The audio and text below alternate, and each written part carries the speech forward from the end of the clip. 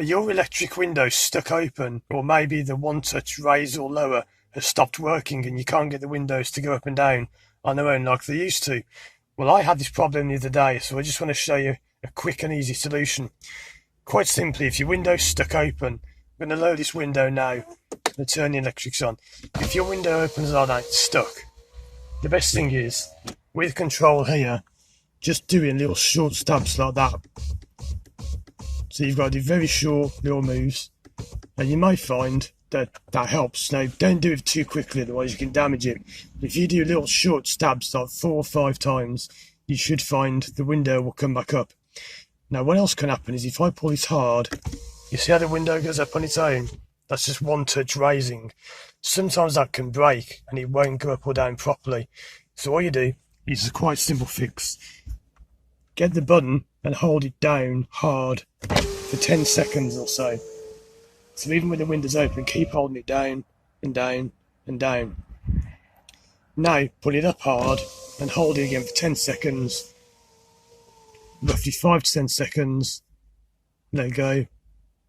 And that resets the system. You should find now it will go down and back up on its own.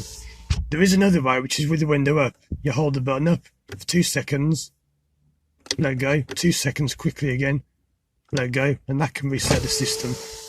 Now, my windows are working fine, but if yours are broken, especially if they're stuck open, or if your one touch raise or lower is broken, I hope that helps you out, because I had that problem the other day, and it's really annoying, quite dangerous if you can't get your windows closed. If it's night time, you don't want to leave your car parked overnight with the windows open, or if it's pouring down with rain. Now, I should point out, for either of these things to work, you have to wait sometimes 5 minutes until after the windows stop working. Because what happens is sometimes if it stops working, just wait 5 minutes, or maybe 10 minutes to give it a good 10 minutes, then come and try these methods.